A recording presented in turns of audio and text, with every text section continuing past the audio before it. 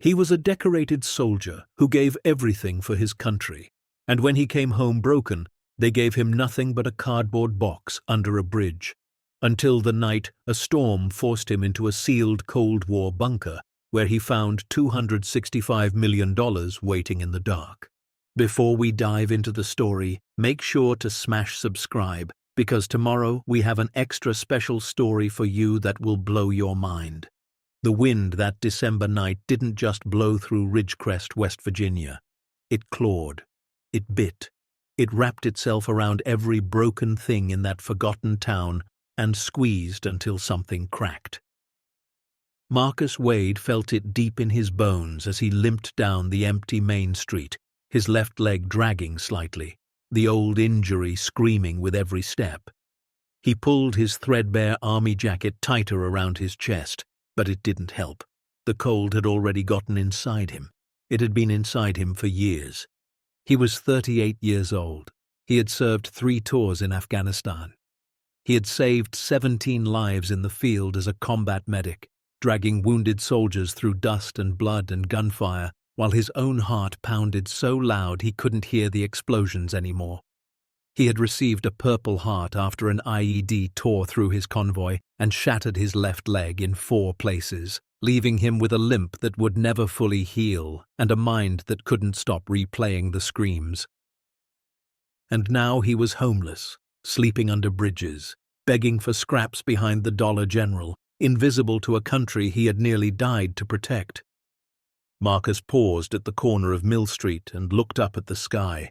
The clouds were thick and angry, rolling in from the mountains like a wave of grey concrete. Snow was coming, or maybe freezing rain. Either way, it was going to be a bad night, the kind of night that killed people like him. He had learned to read the weather the way other men read newspapers. When you slept outside, the sky became your ceiling and you paid attention to every crack in it. Tonight, the cracks were everywhere. His stomach growled. He hadn't eaten since yesterday morning, when Pastor David at Grace Community Church had given him half a ham sandwich and a cup of coffee that was more water than anything else. The church let him sleep in the basement on Tuesdays and Fridays. Today was Wednesday. The doors would be locked. He kept walking anyway. Not because he had anywhere to go, but because stopping meant thinking, and thinking meant remembering, and remembering meant drowning in the faces of men he couldn't save, the sound of his wife's voice the day she told him she was leaving, the look in his daughter's eyes the last time he saw her, confused, scared, ashamed of what her father had become. Emily had been 6 years old then. She would be 9 now. He didn't even know where she lived anymore. Ridgecrest had once been a coal town. Back in the 1950s and 60s, it had thrived. Men worked the mines, women raised families, and the Main Street bustled with shops, diners, and dreams. But the coal dried up. The jobs disappeared. The young people fled to cities that still had futures. What remained was a skeleton of a town, boarded-up storefronts, crumbling houses, and old folks too stubborn or too poor to leave. Marcus had ended up here by accident.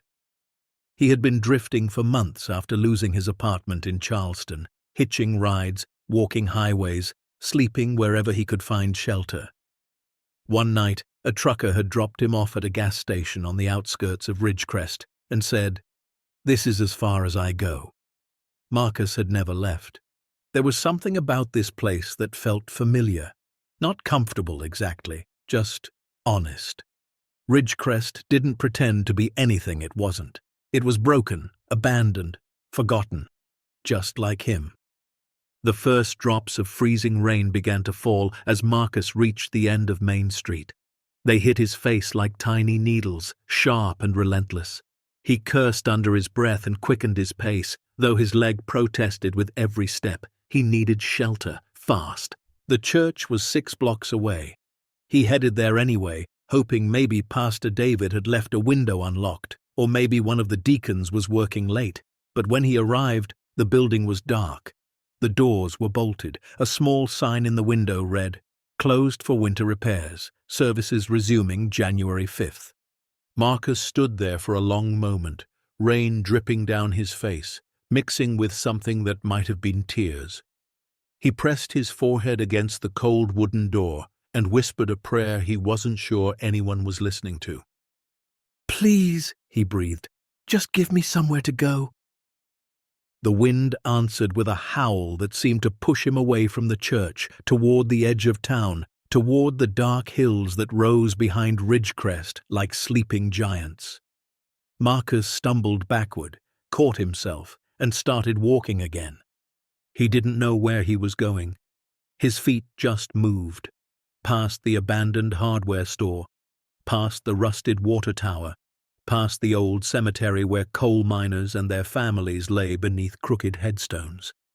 The rain turned to sleet, then to something heavier, wetter, colder. His fingers went numb. His leg screamed.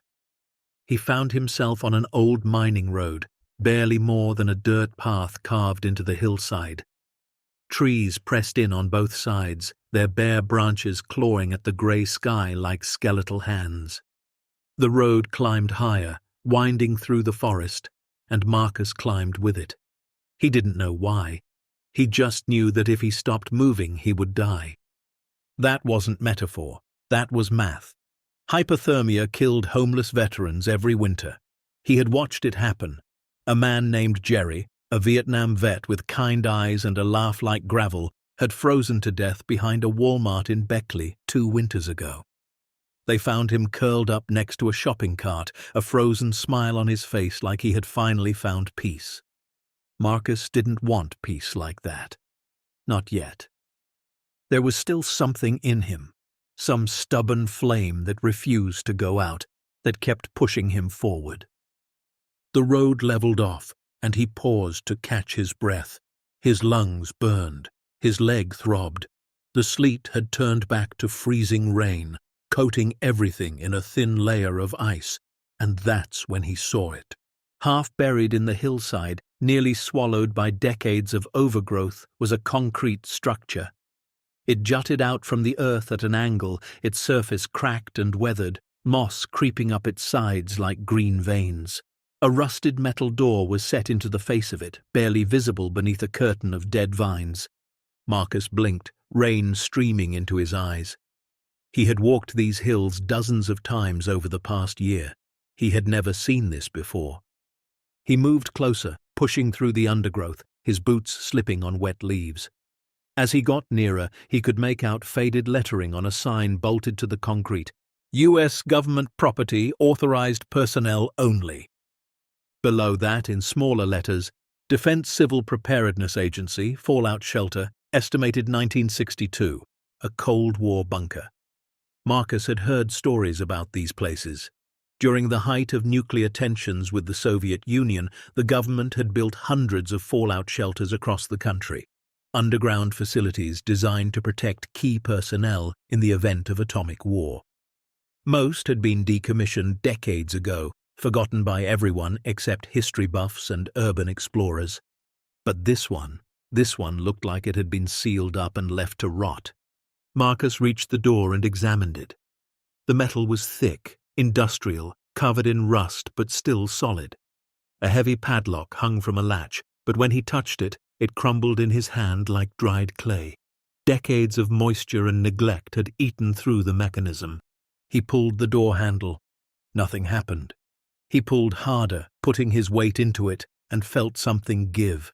The hinges groaned, a deep, agonized sound that echoed through the forest, and the door swung open. Darkness waited inside, thick, absolute, swallowing the faint grey light of the stormy evening. The air that rushed out was stale but dry, carrying the scent of dust and old concrete, and something else.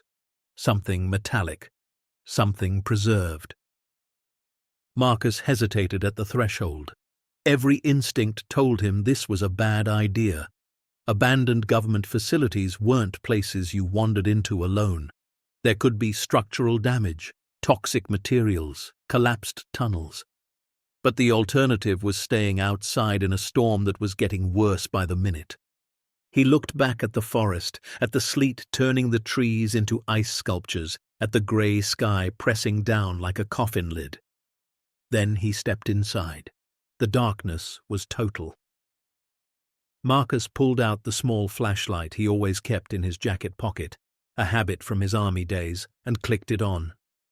The beam cut through the black, revealing a concrete corridor that descended at a gentle slope into the earth. The walls were bare, unmarked, lined with conduit pipes and electrical wiring that looked surprisingly intact. He moved forward slowly, one hand trailing along the cold wall, his footsteps echoing in the silence. The corridor was maybe 50 feet long, ending at another door, this one already standing open, as if someone had left in a hurry and never came back. Beyond it was a larger room. Marcus swept his flashlight across the space and felt his breath catch. It was a facility, a proper underground bunker laid out with military precision. Cots lined one wall, maybe 24 of them, each one made with crisp corners and wool blankets that looked untouched. Metal shelving units held canned goods, medical supplies, batteries, and equipment Marcus recognized from his time in the service. Field radios, gas masks, water purification tablets. But what struck him most was the condition of everything. There was dust, yes, a thick layer of it covering every surface. But beneath the dust, things looked maintained, organized. Someone had taken care of this place long after the government had walked away. He moved deeper into the bunker, his flashlight revealing more rooms branching off from the main corridor. A small kitchen with a propane stove, a bathroom with actual running water. He tested the faucet, and after a moment of sputtering, clear liquid poured out. A communications room filled with old radio equipment and maps pinned to corkboards, and then he found the generator. It was housed in a small chamber near the back of the facility, a diesel unit that looked like it had been installed sometime in the 1970s. Beside it sat 4 large fuel drums, 3 of them full. And when Marcus examined the control panel, he realized something remarkable. The generator was still running, not at full capacity, just a trickle of power, enough to keep the ventilation system operating and the lights in the emergency exit signs glowing a faint red. Someone had set it up to run indefinitely on minimal fuel, a slow burn that could last for years. Marcus stood there, his mind racing. Who had done this? Why? The bunker had clearly been abandoned by the government decades ago, but someone else had taken it over. Someone had stocked it with supplies, maintained the generator, kept the water flowing, and then, what? Left? Died? Vanished? He didn't have answers, but he had shelter, and right now that was enough.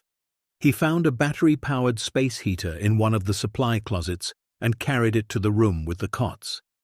He stripped off his wet jacket, his soaked boots, his frozen socks.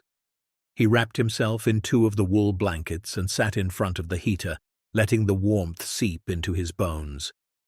For the first time in months, he felt almost human. The storm raged outside. He could hear it faintly, a distant howl beyond the concrete walls. But down here, it couldn't touch him. Down here, he was safe. He closed his eyes and let himself rest. Just for a moment, just long enough to gather his strength. But sleep didn't come. His mind kept turning, kept wondering, kept pulling him back to a question he couldn't shake. Why was this place here? Who had kept it alive? After maybe an hour, Marcus stood up and started exploring again. The bunker was larger than he had initially thought, with corridors branching off in multiple directions. Most of the rooms were storage, food, water, medical supplies, tools, but one corridor near the back of the facility ended at something different, a steel door, massive, industrial. The kind of door you saw in bank vaults or military installations. It was painted a faded green and had a wheel mechanism in the center like something from a submarine. Marcus approached it slowly, his flashlight beam dancing across the metal surface. There were no signs, no warnings, no explanations. Just the door and the wheel and the silence pressing in from all sides. He reached out and touched the wheel. It was cold beneath his fingers, but not rusted. When he pulled, it turned smoothly, too smoothly for something that should have been frozen shut after decades of disuse. Someone had oiled this mechanism recently, within the last few years at least. His heart began to pound. That old soldier's instinct kicked in, the one that had kept him alive through 3 combat tours, the one that could smell danger before it arrived. Every fiber of his being told him to walk away, seal the bunker behind him, pretend he never found this place. But another voice spoke louder, the voice that had made him a medic, the voice that couldn't leave a wounded man behind, the voice that needed to know. He turned the wheel until it stopped, then pulled. The vault door swung open with a soft hiss of pressurized air. Beyond it was darkness, thick and absolute. Marcus raised his flashlight and stepped through. The beam swept across the space, and for a long moment, his brain simply refused to process what his eyes were seeing. The room was enormous, maybe 50 feet wide and twice as long, with ceilings high enough that his flashlight couldn't quite reach them. Metal shelving units lined the walls, floor to ceiling, filled with sealed crates and filing cabinets and boxes stamped with dates and serial numbers. But that wasn't what stopped his heart. In the center of the room, arranged in neat rows on industrial pallets, were stacks of gold bars, dozens of them, maybe hundreds, each one roughly the size of a brick, gleaming dully in the flashlight's beam, stamped with numbers and eagles and dates from the 1970s. Marcus stumbled forward, his leg nearly giving out beneath him. He reached the nearest pallet and touched one of the bars with trembling fingers. It was real, cold, impossibly heavy when he tried to lift it. Solid gold. He turned in a slow circle, his flashlight revealing more and more and more. Behind the gold, there were crates filled with bundled cash. $100 bills wrapped in plastic, stacked in neat rows, preserved by the dry underground air. Tens of thousands of bills, hundreds of thousands, maybe millions. Another shelf held smaller boxes, and when Marcus opened one, he found gemstones, diamonds, rubies, emeralds, loose and glittering like frozen fire. There were bearer bonds, too. Documents that promised payment to whoever held them, issued by corporations and governments that may or may not still exist. There were silver coins, platinum bars, rare stamps in protective cases, a fortune, an impossible fortune, sitting in a forgotten bunker beneath a dying town in the middle of nowhere. Marcus dropped to his knees. The flashlight clattered from his hand and rolled across the floor, casting wild shadows across the wealth surrounding him. His breath came in ragged gasps. His mind spun with questions he couldn't begin to answer. How much was here? Who had put it here? Why had they left it? How was it possible that no one had found it in all these decades? He stayed on his knees for a long time, unable to move, unable to think, unable to do anything but stare at the gold that surrounded him like a dream he was terrified to wake from. Finally, slowly, he reached for his flashlight and pulled himself to his feet. His legs screamed in protest, but he barely felt it. He moved through the room in a daze, examining labels on crates, opening boxes, trying to make sense of what he was seeing. The crates were labeled with codes he didn't recognize. The filing cabinets were locked, but the locks were old, and he managed to pry one open with a screwdriver from his pocket. Inside were folders filled with documents, inventories, manifests, letters with official letterheads from agencies he had never heard of. And at the back of the room, on a simple wooden desk covered in dust, he found something else. A leather-bound journal. Marcus picked it up carefully, as if it might crumble in his hands. The leather was cracked but intact, the pages yellowed but legible. He opened it to the first page and read the handwriting inside. This is the account of Harold Ashford. If you are reading this, then I am dead, and you have found what I spent 30 years protecting. What you do next will determine whether my life's work meant anything at all. Marcus turned the page. I was a soldier once, CIA, Covert Operations Division. In 1971, I was part of a team that intercepted a shipment of black market funds being funneled through Soviet intermediaries. Gold, cash, bearer bonds, gemstones, millions of dollars worth of dirty money that was supposed to fund enemy operations across 3 continents. We were ordered to destroy it, incinerate the cash, melt the gold, make it disappear, but something went wrong. Our commanding officer had other plans. He wanted to keep it, use it for off-book operations, he called it. I watched him murder 2 of my teammates when they refused to go along with it. Marcus's hands trembled as he continued reading. I escaped with my life and as much of the fortune as I could carry. Over the next 2 decades, I tracked down the rest, piece by piece, using contacts and methods I will not describe here. I brought it all to this place, a bunker I had helped build during my first assignment with the agency, a facility that had been officially decommissioned and forgotten. I intended to use this money for good, to help the men and women who served their country and were abandoned when they came home. I watched it happen after Vietnam, soldiers coming back broken, homeless, forgotten. I swore I would not let their sacrifice be in vain. But time ran out. Cancer. The doctors say I have 6 months, maybe less. I have no family, no heirs, no one I trust enough to continue my work, so I am leaving this journal as a testament and a plea. Marcus turned to the final pages, his heart pounding so hard he could hear it echoing off the concrete walls. If you found this place, you were meant to. I don't believe in coincidence. I believe in providence. Whatever path led you here, whatever desperation or curiosity or fate brought you through that door, it happened for a reason. Don't waste this fortune on yourself. Don't let greed corrupt what could be grace.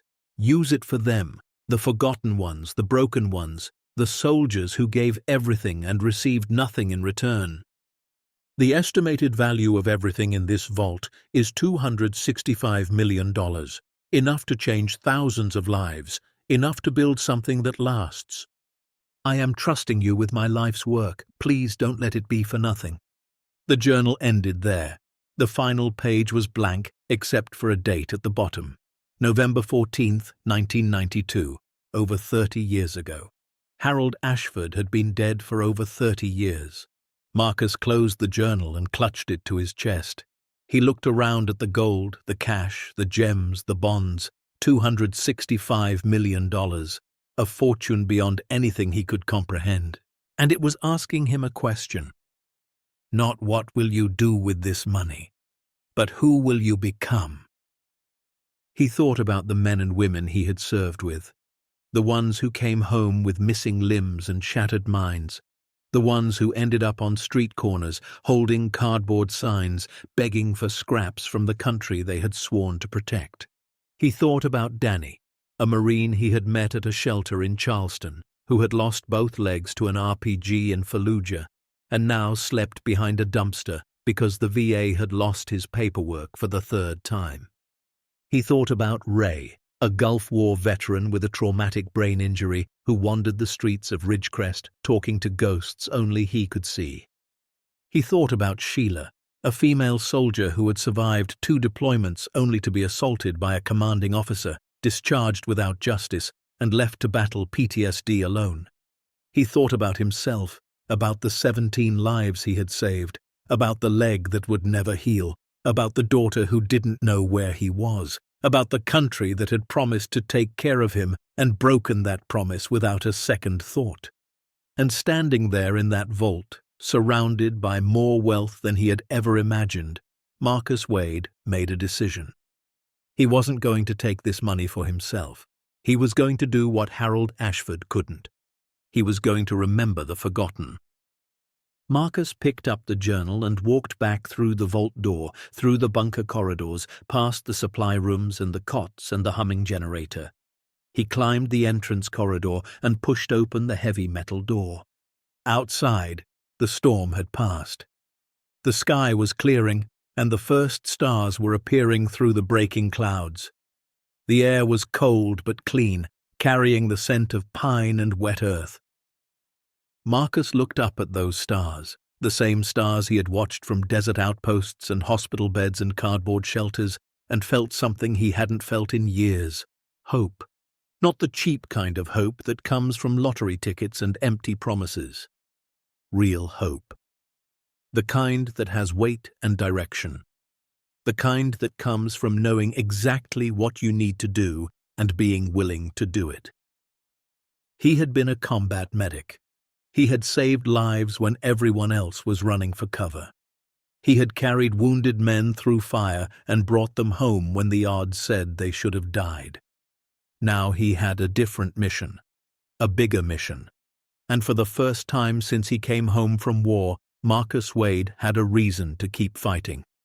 He stood there in the cold December night, the leather journal pressed against his chest, and whispered 2 words into the darkness.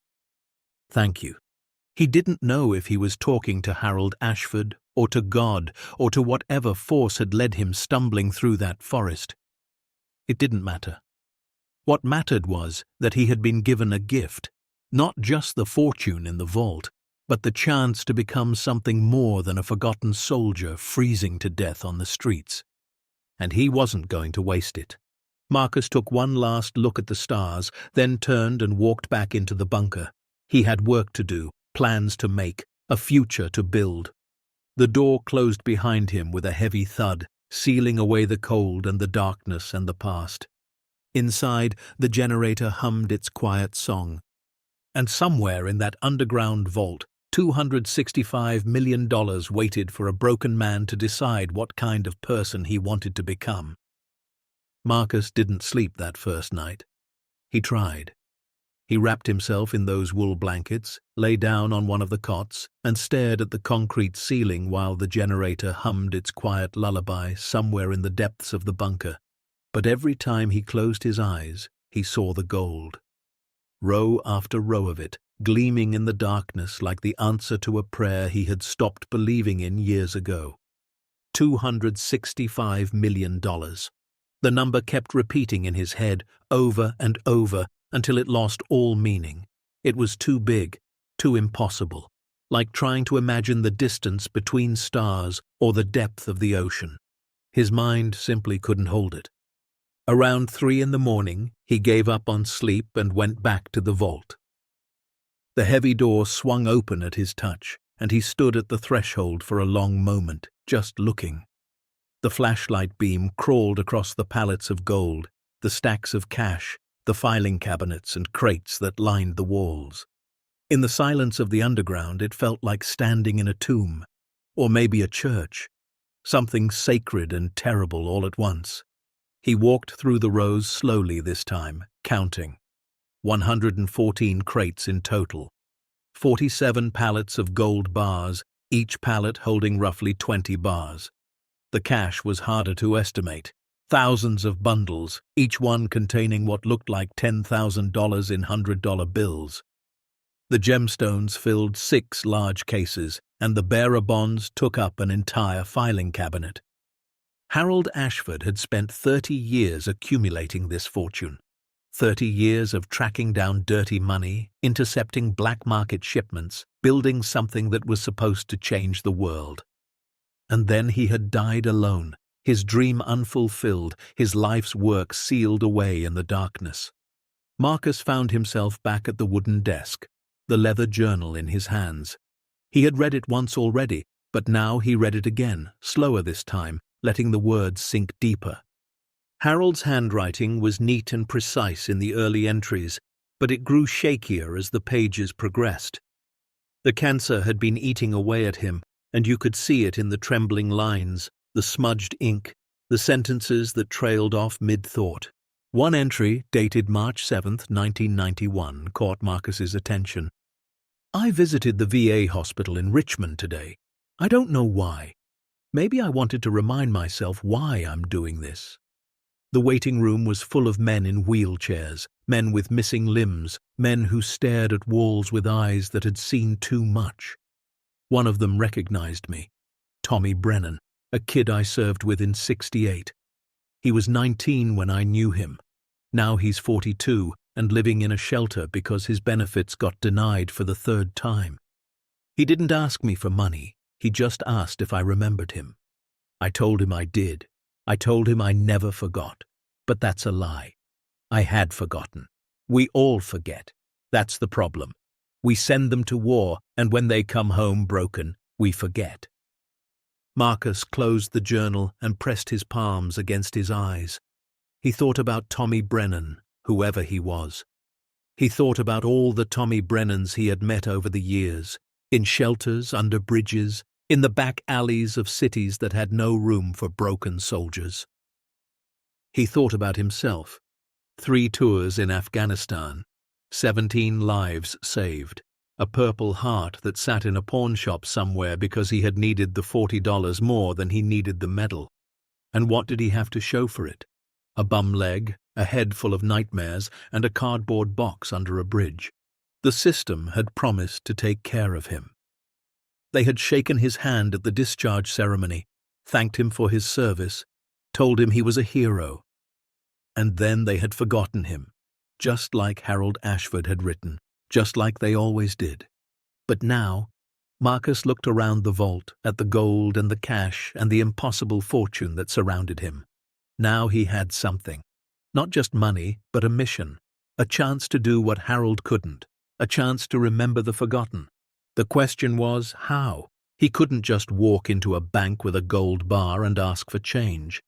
He couldn't announce to the world that he had found $265 million in a bunker. There would be questions, investigations, government agencies crawling out of the woodwork to seize everything. And even if by some miracle he got to keep it, there would be people, dangerous people, who would come looking. The kind of people who killed for far less than what was sitting in this room. Harold's journal had hinted at that. The commanding officer who had murdered 2 team members to keep the original shipment. The shadowy figures who had been searching for the lost fortune for decades. If they ever found out it was here, if they ever traced it to Marcus. He shook his head. He couldn't think about that now. One step at a time. That was how you survived in combat, and that was how he would survive this. First, he needed information. He needed to understand exactly what he was dealing with. Marcus spent the next 3 days in the bunker, going through everything. He opened every crate, examined every document, catalogued every item he could find.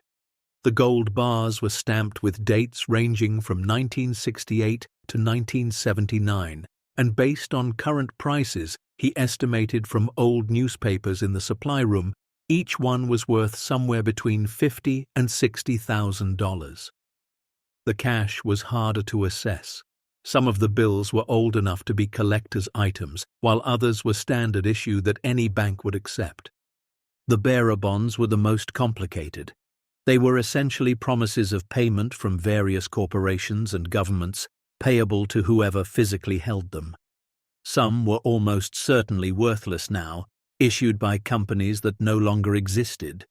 But others, bonds from major banks, from stable governments, from institutions that had survived the decades, could be worth millions on their own. And the gemstones. Marcus didn't know enough about precious stones to even guess at their value.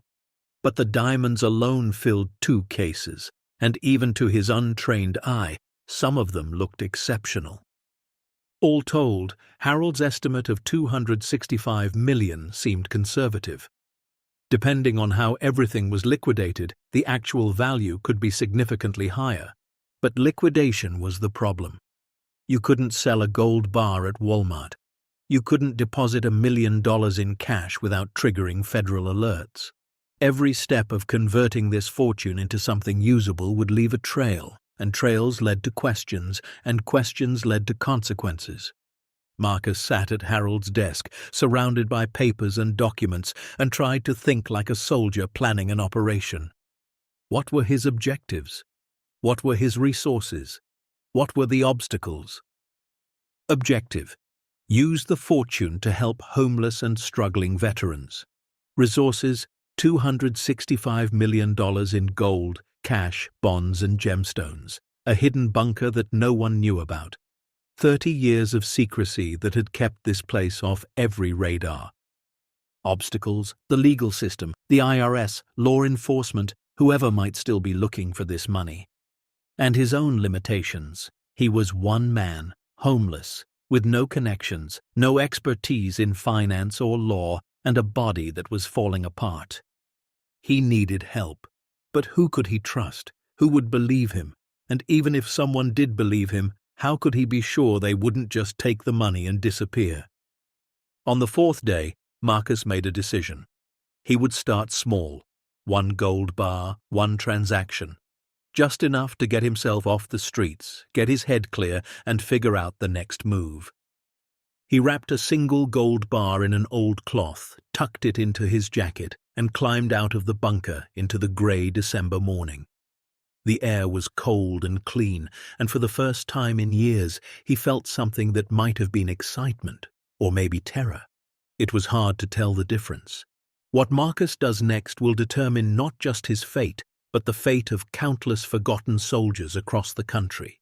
The fortune beneath his feet could change everything, or destroy him entirely.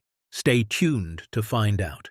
If you're enjoying this story, please like, share, and subscribe for more. Ridgecrest didn't have a gold dealer. It barely had a grocery store.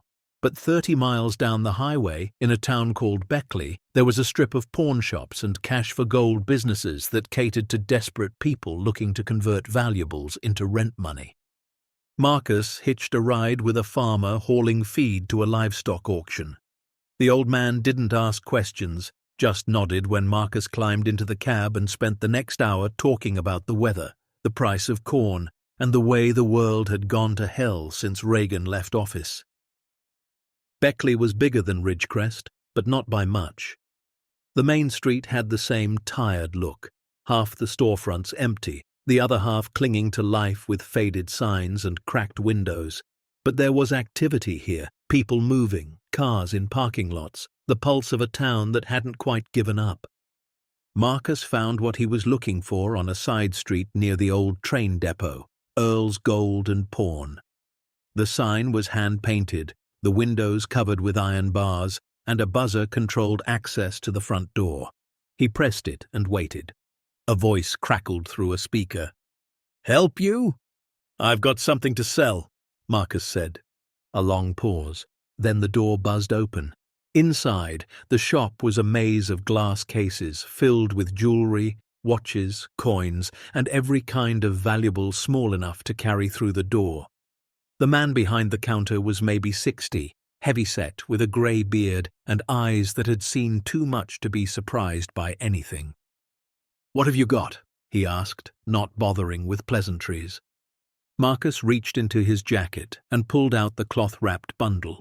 He set it on the counter and unwrapped it slowly. The gold bar caught the fluorescent light and seemed to glow. Earl's eyes widened for just a fraction of a second before his face went carefully blank. "Where'd you get this?" "Inheritance," Marcus said. "My grandfather. He was a collector." Earl picked up the bar, weighed it in his hands, examined the stamps on its surface. He pulled out a loupe and studied it for a long moment. Then he set it down and looked at Marcus with an expression that was impossible to read. "This is real," he said quietly. 1973 mint, maybe 12 kilos. You know what this is worth?" "I have an idea." Earl was silent for a moment. Then he reached under the counter and pulled out a small electronic device, a spectrometer, Marcus realized, for testing precious metals. He ran it across the surface of the bar and waited for the readout. 99.9% pure, Earl said. Top grade, at current market prices. He did some mental math. You're looking at around $750,000. Marcus felt his heart stop. He had estimated 50 or 60,000 based on outdated information. The gold market had apparently done very well over the past few decades. "I can't give you that," Earl continued. "Not in cash, not all at once. There are limits, reporting requirements. You understand." "What can you give me?" Earl studied him for a long moment. Marcus knew what he saw, a homeless man in worn clothes, with a limp and haunted eyes. The kind of man who walked into pawn shops all the time, desperate to trade family heirlooms for grocery money. 42,000, Earl finally said. Cash, no questions, no paperwork. You walk out that door, we never met. It was a fraction of the bar's value, highway robbery. But Marcus understood. Earl was taking a risk. Buying gold like this, off the books, from a stranger who looked like he might have stolen it. That was the kind of thing that could end careers and start prison sentences. Deal, Marcus said. Earl disappeared into a back room and returned 10 minutes later with a brown paper bag. Inside were stacks of $100 bills bound with rubber bands. Marcus counted them twice, then tucked the bag into his jacket. Word of advice, Earl said as Marcus turned to leave. Whatever your grandfather collected, don't bring any more of it here. Not to me, not to anyone in this town. You start selling gold bars, people notice. People talk, and some of those people aren't the kind you want knowing your business. Marcus nodded. I appreciate the warning. I'm not warning you, Earl said. I'm just telling you how the world works. The door buzzed open, and Marcus stepped back into the cold December afternoon. $42,000 in his jacket. More money than he had seen in years. And this was just the beginning. That night, Marcus checked into the Mountain View Motel on the outskirts of Beckley. It wasn't much. A single room with a sagging bed, a television that only got 3 channels, and a bathroom where the water ran either scalding hot or ice cold with nothing in between. But it had a lock on the door and walls that kept out the wind, and for the first time in 2 years, Marcus slept in a real bed. He stood under the hot shower for nearly an hour, watching the grime and exhaustion swirl down the drain. He shaved off the beard that had grown wild over months of living rough. He put on clean clothes, jeans and a flannel shirt he had bought at a thrift store on the way to the motel, and stared at himself in the fogged mirror.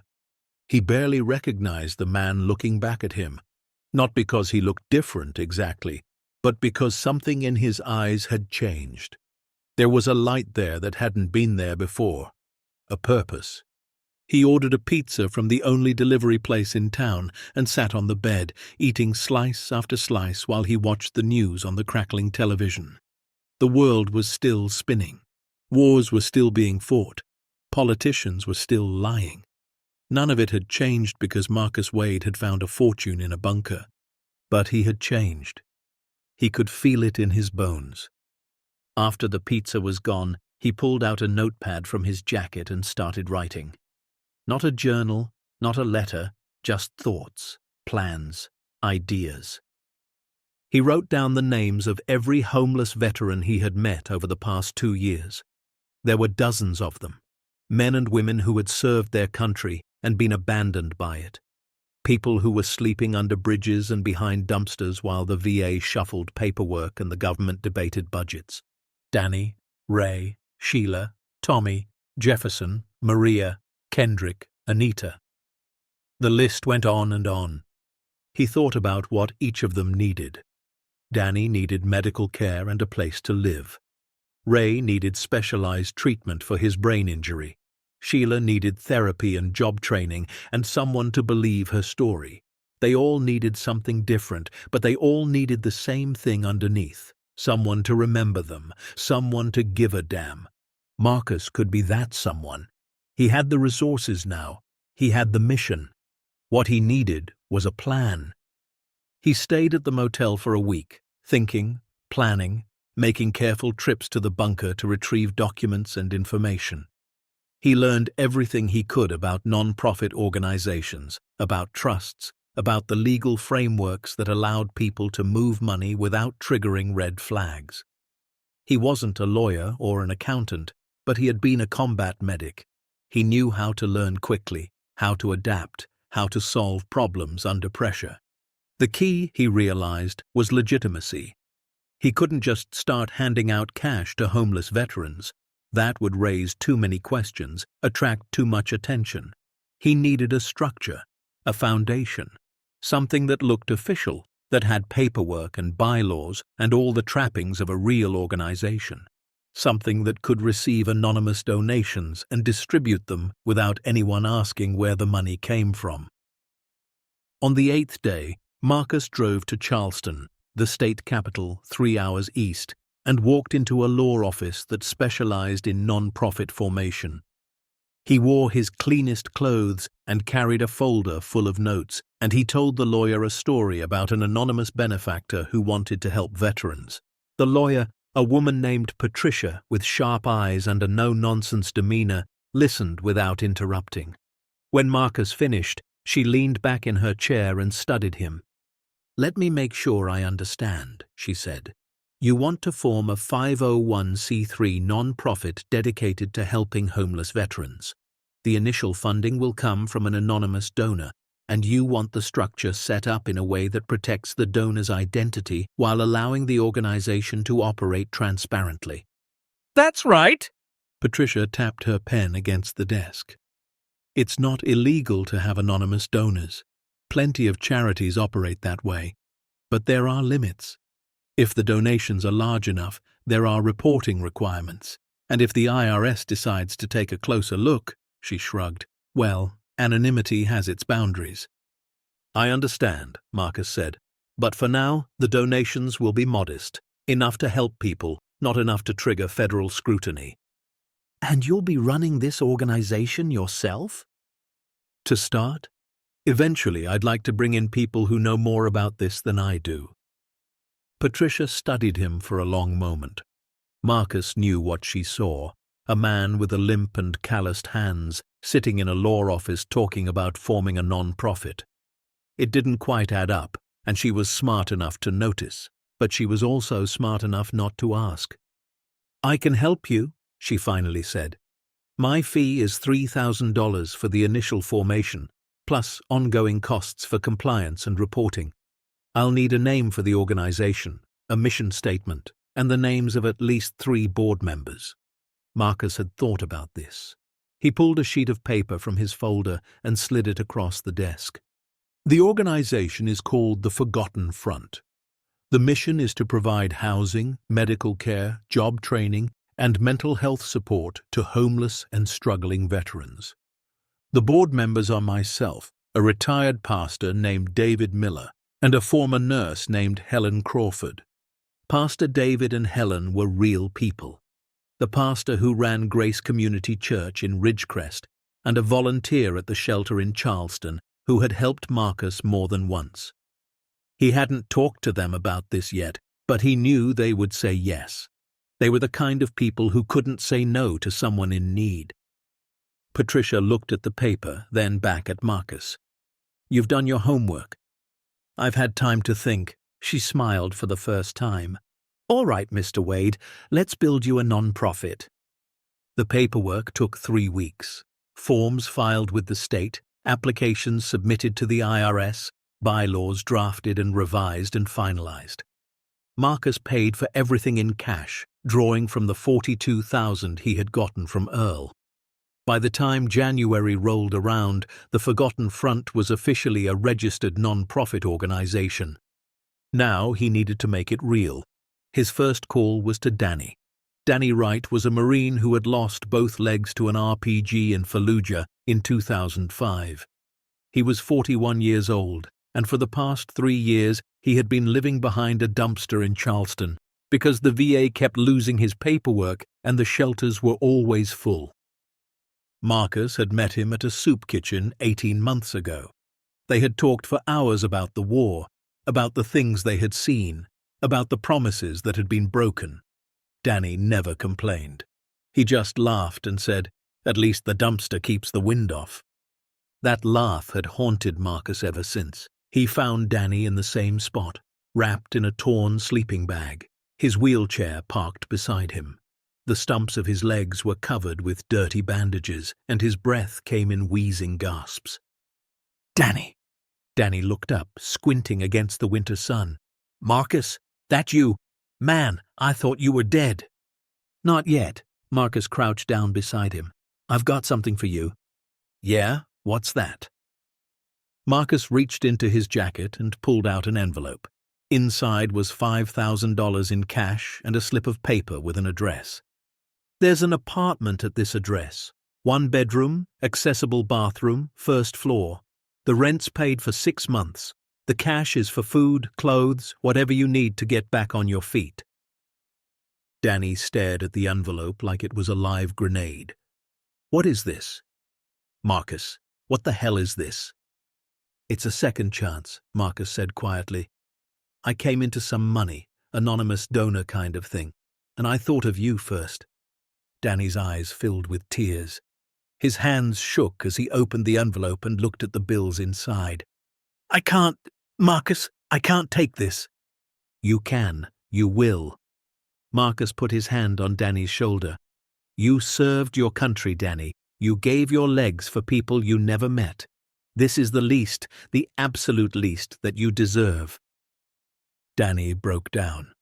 Right there, behind the dumpster, the Marine who had survived Fallujah and 3 years on the streets sobbed like a child. Marcus held him, said nothing, just let him cry. When Danny finally pulled himself together, he looked at Marcus with red-rimmed eyes. "Why? Why me?" "Because somebody has to remember," Marcus said. "And I do." That night, Marcus helped Danny into his new apartment. It wasn't much. A small living room, a tiny kitchen, a bedroom just big enough for a bed, but it was clean and warm and safe. Danny wheeled himself around the space, touching the walls, the countertops, the light switches like he was making sure it was real. "I haven't had a home in 3 years," he whispered. "I forgot what it felt like." Marcus watched him from the doorway, his throat tight with emotion. This was why he had been given the fortune. This moment, this look on Danny's face, this chance to restore something that had been stolen. "There's more coming," Marcus said. "Medical care, job training, whatever you need. But for now, just rest, just breathe, just remember what it feels like to be human again." Danny nodded, unable to speak. Marcus squeezed his shoulder and left him alone in his new home. Outside, the cold winter air bit at his face, but Marcus didn't feel it. He felt warm for the first time in years, warm and alive and full of purpose. 1 veteran helped, thousands more to go. He walked back to his motel room, his leg aching, his heart singing, and started making plans for the next name on his list. Ray, Sheila, Tommy, Jefferson, Maria, Kendrick, Anita. He was going to find every single one of them. He was going to remember the forgotten. And he was just getting started. The next few weeks were a blur of activity. Marcus crisscrossed West Virginia and the neighboring states, tracking down veterans he had met during his years on the streets. Some were easy to find, still in the same spots, still fighting the same battles. Others had moved on, drifted to new cities, new shelters, new corners of the country. But he found them. One by one, he found them. Ray Patterson, the Gulf War veteran with the brain injury, was living under a bridge in Morgantown. Marcus got him into a specialized treatment facility that focused on traumatic brain injuries, paid for by an anonymous foundation grant. Within a month, Ray was showing improvement, speaking more clearly, remembering things he had forgotten, slowly coming back to himself. Sheila Mendez, the female soldier who had been assaulted and discharged, was working the night shift at a gas station in Wheeling, barely making rent on a room she shared with 3 other people. Marcus paid off her debts, got her into a trauma-focused therapy program, and set up a fund for her to go back to school. Tommy Brennan, the same Tommy Brennan that Harold Ashford had written about in his journal, was still alive, still fighting, still holding on by his fingernails in a shelter in Richmond. He was 67 years old now, and the years had not been kind. Marcus found him a small house with a garden, paid off his medical bills, and hired a part-time caregiver to help him with daily tasks. Each time the story was the same: anonymous donor, foundation grant, no strings attached, just help, freely given, no questions asked. And each time, Marcus watched something come back to life in their eyes, something that had been dead for years: hope, dignity, the belief that maybe, just maybe, the world hadn't completely forgotten them after all. The Forgotten Front grew faster than Marcus had anticipated. Word spread through the veteran community, whispered conversations in shelters, shared stories at VA hospitals, rumors that passed from one broken soldier to another. There's an organization out there. They help people, really help them. No bureaucracy, no waiting lists, just someone who gives a damn.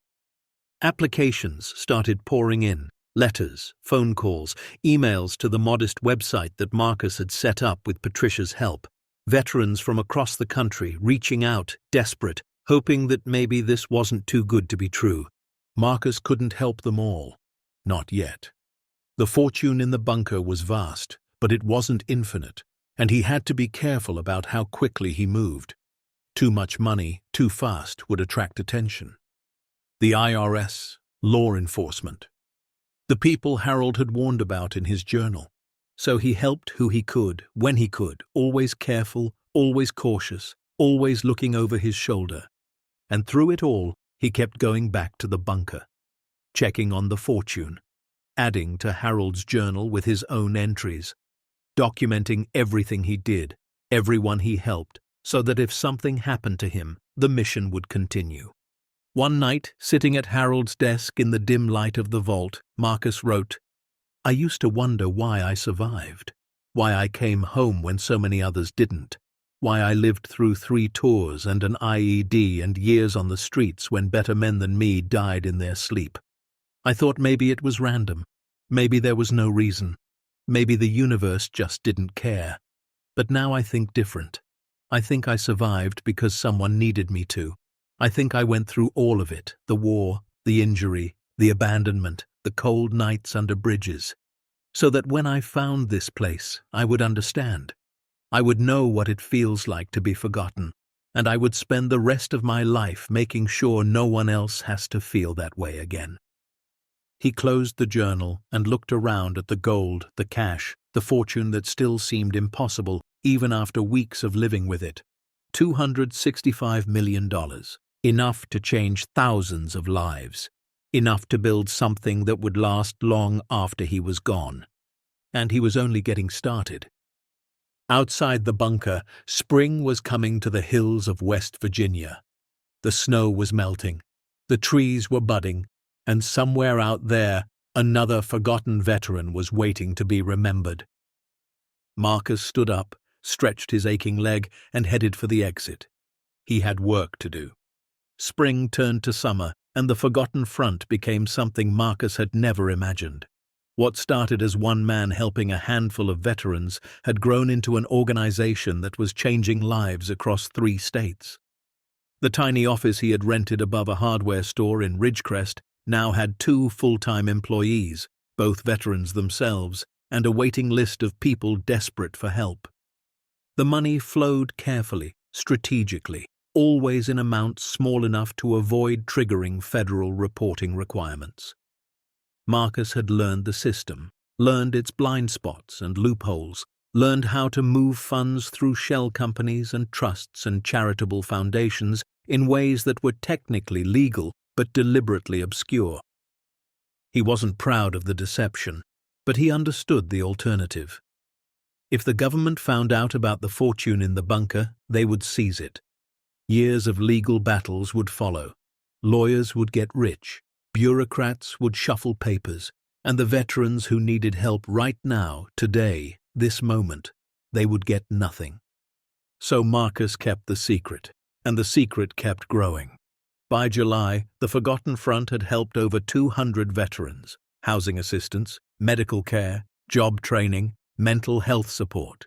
Each case was different, each person unique, but the mission was always the same: remember the forgotten. The stories started spreading. Not through official channels, Marcus avoided media attention like it was enemy fire, but through whispers. Veteran to veteran, shelter to shelter, VA hospital to VA hospital. There's an organization out there. They actually help. No red tape, no waiting lists, just someone who gives a damn. Marcus heard the whispers and felt a complicated mix of pride and fear. Pride because the mission was working. Fear because attention, any attention, was dangerous. He should have known it couldn't last. The first sign of trouble came in August when a woman walked into the forgotten front office and asked to speak with whoever was in charge. Her name was Claire Dunham. She was 34 years old, with sharp green eyes and auburn hair pulled back in a practical ponytail. She wore jeans and a blazer that had seen better days, and she carried a leather messenger bag stuffed with notebooks and folders. She was a journalist, investigative reporter for the Charleston Gazette-Mail, and she had questions. "I've been covering veteran issues for 6 years," she said, sitting across from Marcus in the cramped office. "Homelessness, VA failures, suicide rates. It's not a beat that attracts a lot of good news. But lately, I keep hearing about this organization, the Forgotten Front. People say you're doing miracles." Marcus shifted in his chair, his leg aching from the humidity. "We're just trying to help." "That's what everyone says." Claire pulled out a notebook and flipped it open. "But the numbers don't add up. I've looked at your public filings. You're a small non-profit with modest reported donations, but you're providing services that should cost millions. Housing placements, medical treatments, job training programs. Where's the money coming from?" "Anonymous donors," Marcus said, keeping his voice steady. "We have benefactors who prefer to remain private. That's what your paperwork says. But I've been doing this long enough to know when something doesn't smell right." She leaned forward, her eyes searching his face. "I'm not here to cause trouble, Mr. Wade. I've talked to the people you've helped. Danny Wright, Ray Patterson, Sheila Mendez. They speak about you like you're some kind of saint. Whatever you're doing, it's working. I just want to understand how." Marcus was quiet for a long moment. He had prepared for this conversation, rehearsed answers in his head, built walls around the truth. But something about Claire's directness caught him off guard. She wasn't hostile, she was curious, and worse, she was smart. "Some things are better left unexamined," he finally said. "The veterans we help, they don't care where the money comes from. They care that someone remembered them when everyone else forgot." Claire studied him with those sharp green eyes. "That's a beautiful sentiment, but it's not an answer." "It's the only one I have." She closed her notebook slowly, deliberately. "I'm going to keep digging, Mr. Wade, not because I want to hurt your organization, but because I think there's a story here, a real story, and real stories deserve to be told." Marcus nodded. "I understand." "Do you?" She stood up, slinging her bag over her shoulder. "Because in my experience, people with secrets this big eventually get exposed. The only question is whether they control the narrative or someone else does." She left her card on his desk and walked out. Marcus sat there for a long time after she was gone, staring at the small white rectangle with her name and number printed in neat black letters. Claire Dunham was going to be a problem. He could feel it in his bones. But she wasn't the only one. 2 weeks later, a different kind of visitor came to Ridgecrest. His name was Victor Hale. He was 53 years old, with silver hair cropped military short and a face that looked like it had been carved from granite. He wore an expensive suit that seemed wildly out of place in a town where most people shopped at Goodwill, and he drove a black Mercedes that gleamed like a dark mirror in the summer sun.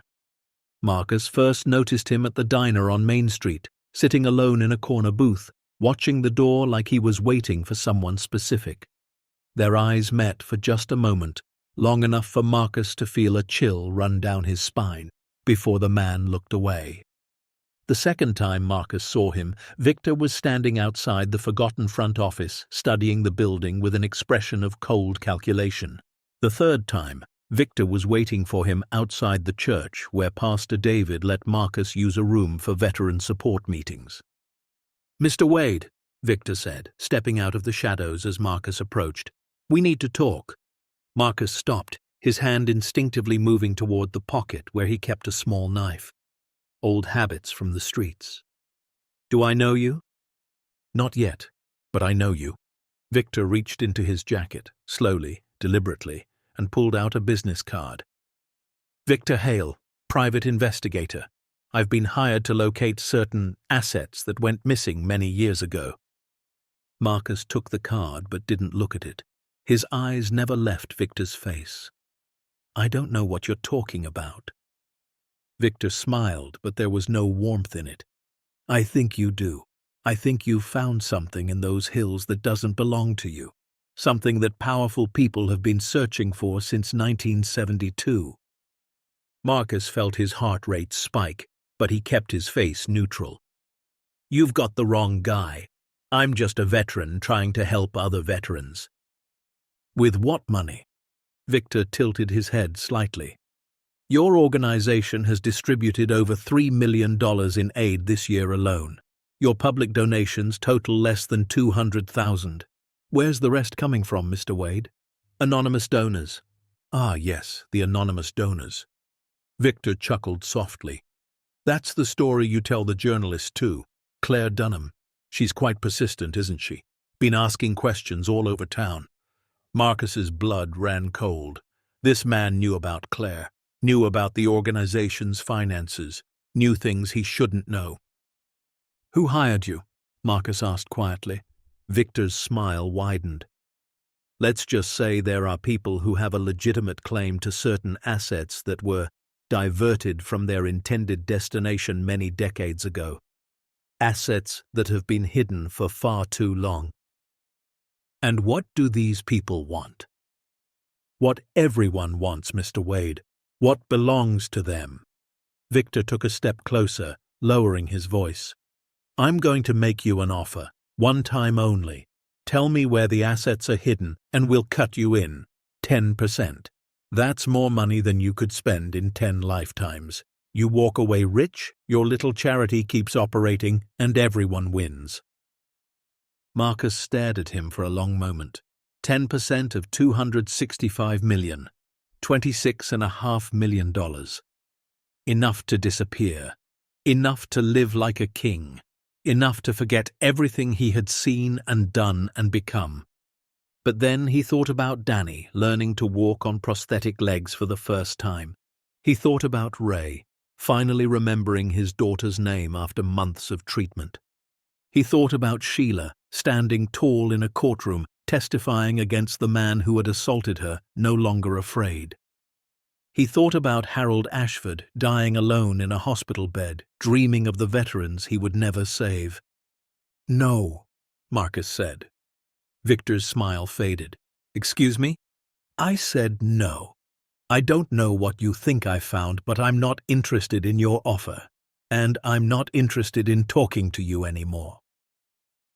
Marcus turned and walked toward the church.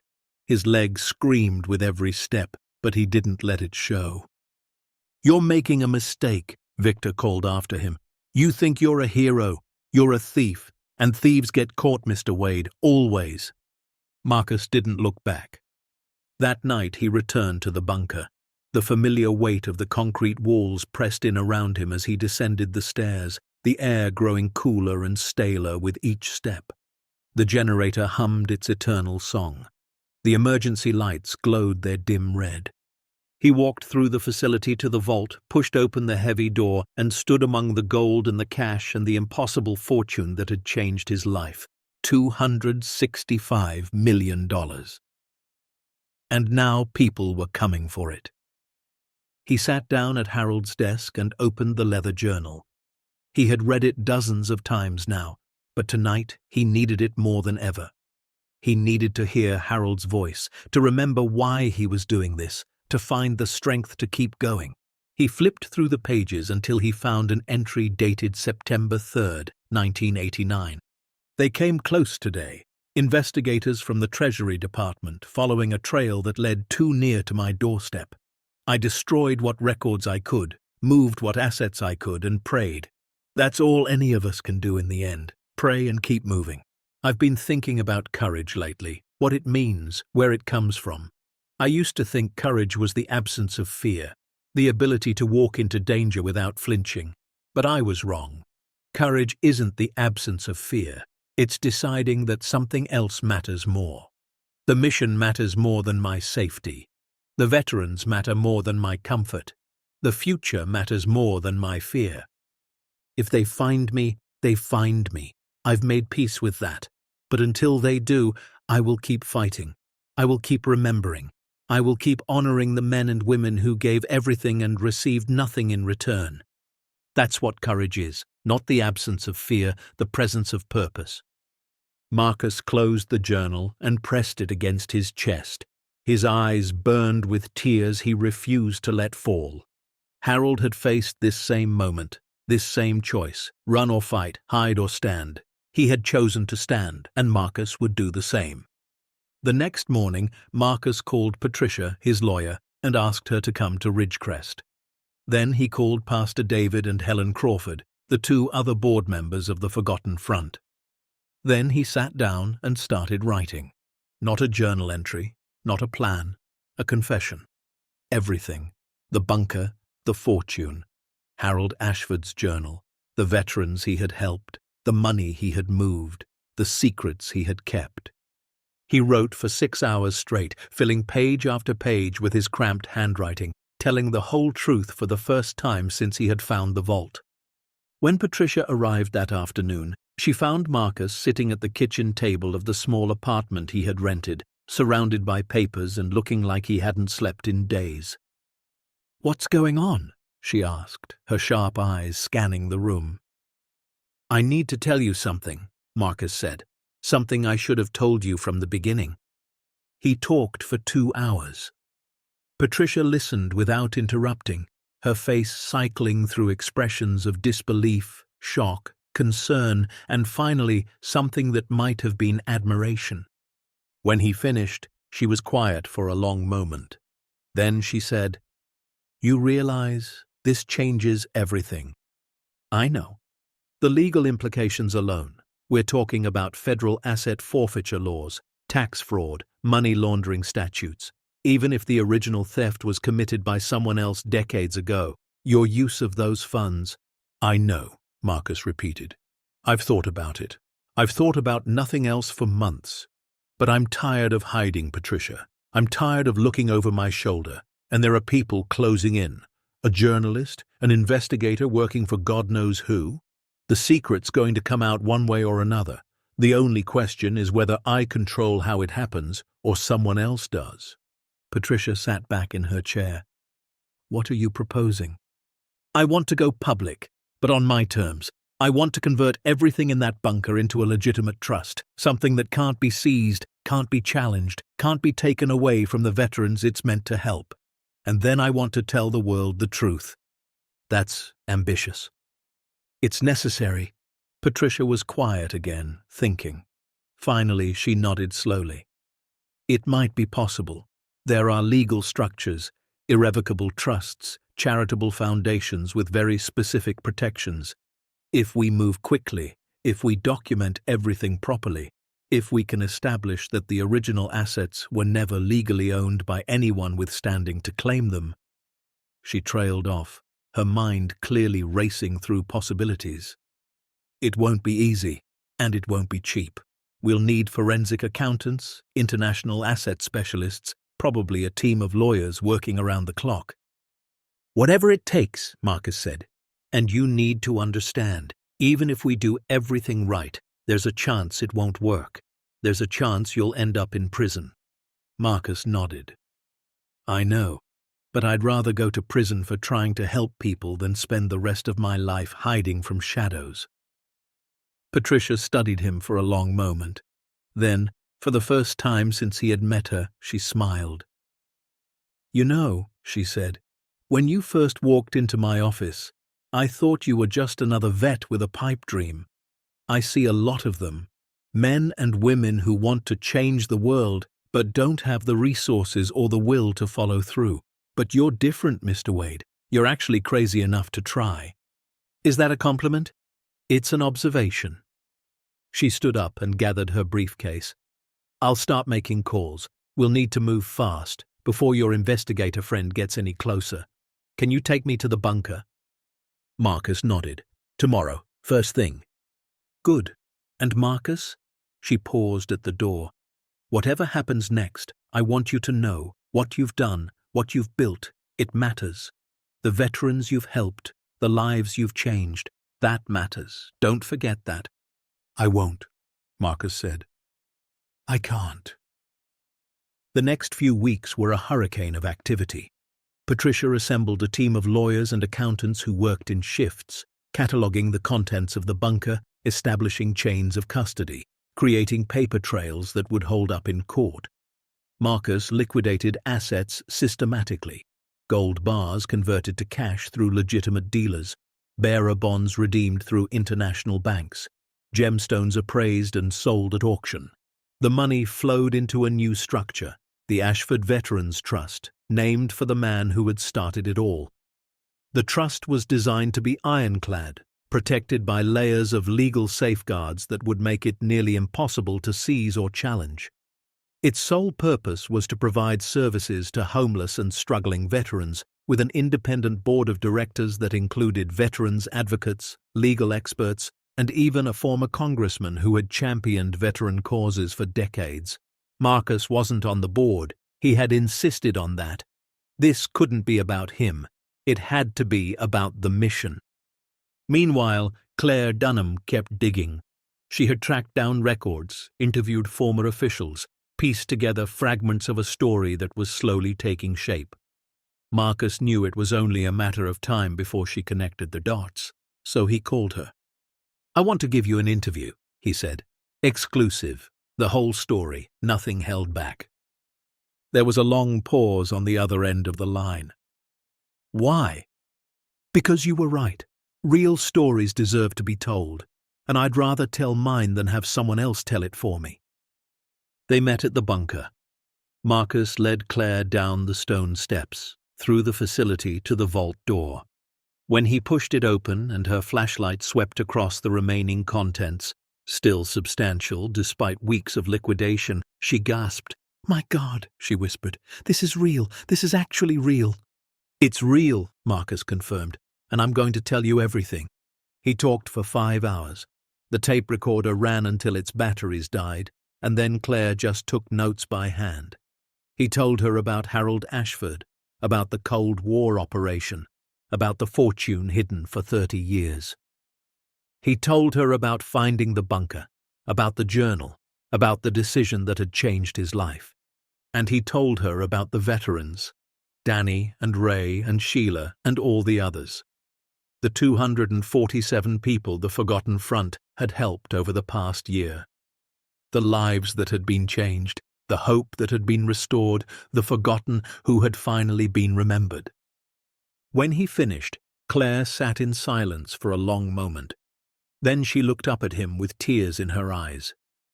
"This is the most incredible story I've ever heard," she said, "and I have no idea how to tell it."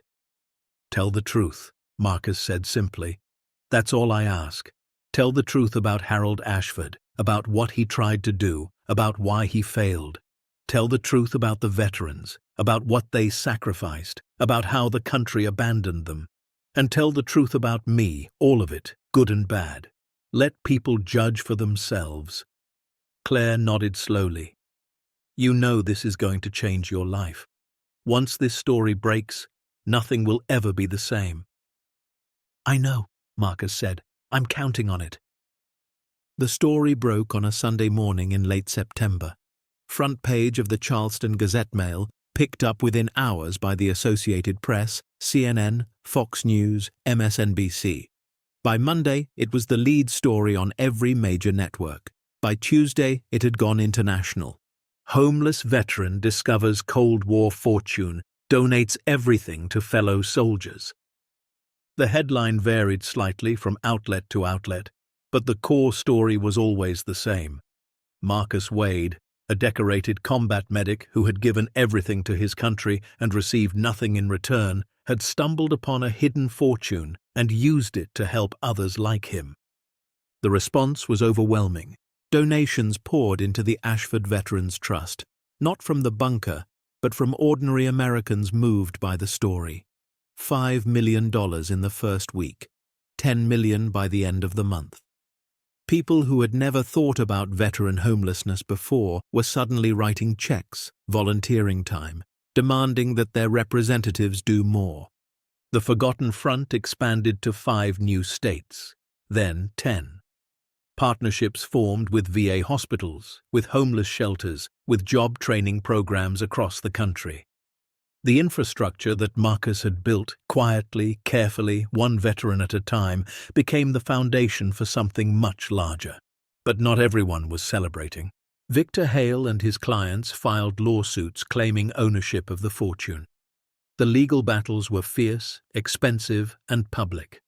Patricia and her team fought back with everything they had, arguing that the original assets had never been legally owned by anyone, that the statute of limitations had long since expired, that the money belonged to the trust and the veterans it served.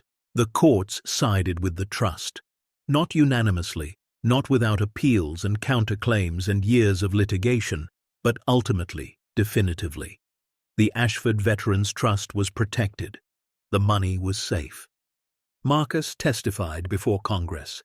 He sat in front of cameras and microphones and told his story to representatives who had spent their careers ignoring veteran issues. Some of them wept. Others looked uncomfortable, confronted by their own failures. But when the session ended, something had shifted. Bills were proposed. Funding was allocated. For the first time in decades, veteran homelessness became a national priority. And through it all, Marcus kept working. Not as a leader, not as a celebrity, but as what he had always been, a soldier doing his duty. He visited shelters and VA hospitals. He sat with veterans who had lost hope and told them about the Forgotten Front, about the trust, about the thousands of people working to remember them. He shared his story, the tours in Afghanistan, the injury, the homelessness, the bunker, and watched their eyes change as they realized they weren't alone. "I used to think I was forgotten," he would say. "I used to think no one cared whether I lived or died. But I was wrong. Someone out there remembered me, even when I couldn't remember myself. And now I'm here to remember you." It wasn't a speech, it wasn't a pitch, it was just the truth, spoken by a man who had lived it. And that truth changed everything. One evening in late October, almost a year after Marcus had first stumbled into the bunker, he returned to Ridgecrest. The town was different now.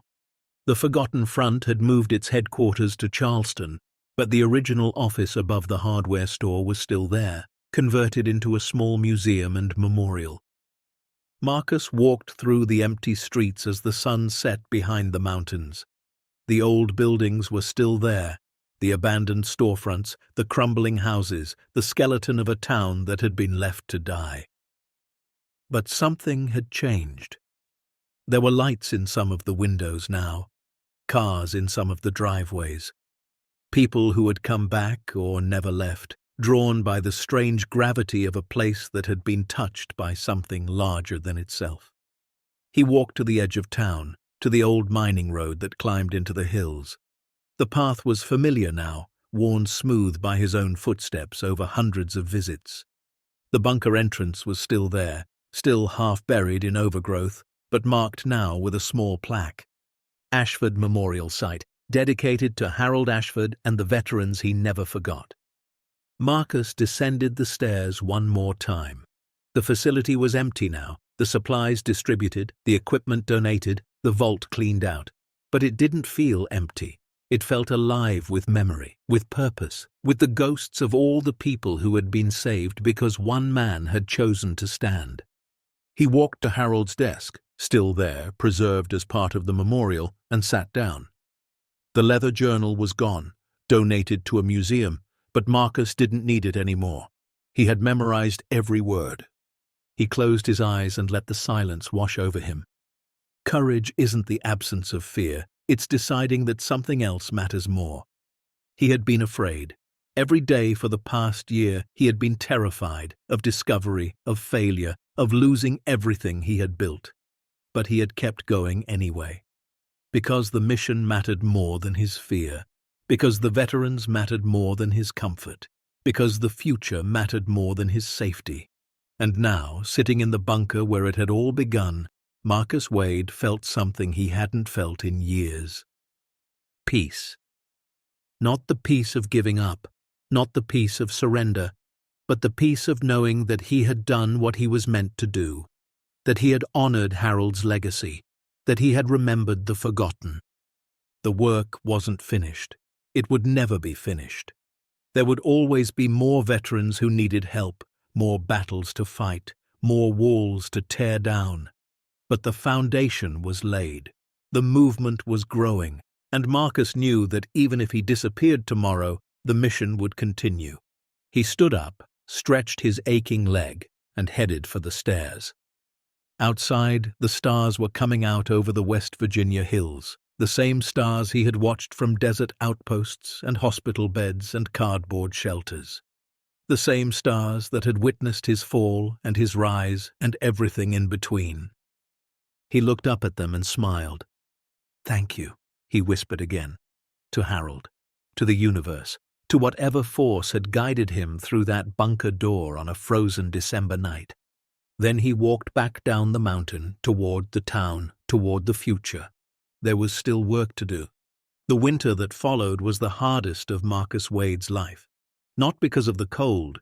He had survived enough frozen nights to know that weather was just weather, but because of the weight of attention, of expectation, of a nation suddenly watching his every move. The story hadn't just gone viral. It had become something else entirely, a symbol, a rallying cry, a mirror that forced America to look at how it treated the men and women who had sacrificed everything. Marcus received over 50,000 letters in the first 3 months. They came from veterans, from families of veterans, from ordinary citizens who had never worn a uniform but felt something stir in their hearts when they heard his story.